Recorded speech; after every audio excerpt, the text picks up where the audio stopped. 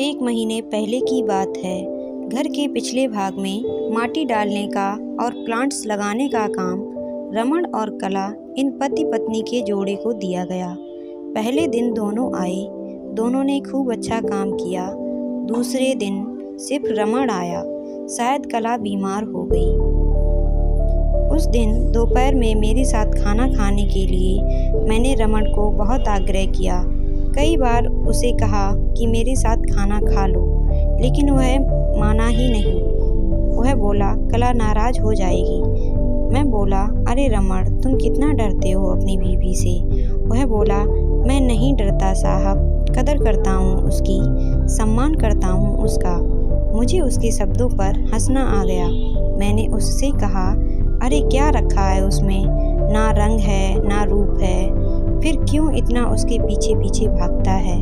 वह बोला कोई फ़र्क नहीं पड़ता साहब, रंग हो या ना हो, रूप हो या ना हो, लेकिन फिर भी वही मुझे जग में सबसे प्यारी लगती है।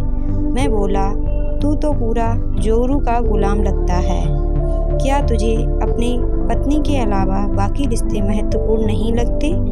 उसने शांति से जवाब दिया देखिए साहब, माँ बाप तो भगवान होते हैं तो उनकी पूजा करनी चाहिए। भाई बहन का रिश्ता तो जन्मजात होता है और दोस्ती का नाता तो सिर्फ काम या मतलब के लिए होता है, और बाकी सारे संबंधी मतलब के लिए ही होते हैं। अब देखिए, जैसे कि आपका और मेरा नाता भी काम और पैसे का ही है ना। लेकिन साहब, पत्नी हमारी कोई नज़दीकी रिश्तेदार तो होती नहीं है, फिर भी वह हमारे सारे संबंधों को जोड़कर हमेशा के लिए हमारी हो जाती है और हमारे हर सुख दुख में, हर दिन रात में, हर ऋतु में हमारा साथ देती है। आप मानो या ना मानो, पत्नी सिर्फ एक रिश्ता नहीं है, वो कई रिश्तों का भंडार है। जब वह हमारी हर इच्छा पूरी करती है, हमारी देखभाल करती है, हमको लाड लड़ाती है, तब वह किसी माँ की भूमिका निभा रही होती है। जब वह हमें अपने वर्तमान परिस्थिति की समझ देती है और जब हम अपनी कमाई उसके हाथों में लाकर देते हैं, तब हमें विश्वास होता है कि वह उसका सही इस्तेमाल करेगी और हमारे साथ कुछ बुरा नहीं होने देगी। तब वह बाप की भूमिका निभा रही होती है। जब हमारे बारे में चिंतित होती है, हमें हमारी गलतियों को बताकर उसे सुधारने का मौका देती है, तब वह किसी बहन की भूमिका में होती है। जब वह हमें अपनी नई नई इच्छाएं बताती है, हमसे किसी चीज़ की मांग करती है, नखरे करती है, रूठती है, जिद करती है, तब वह किसी बेटी जैसी होती है।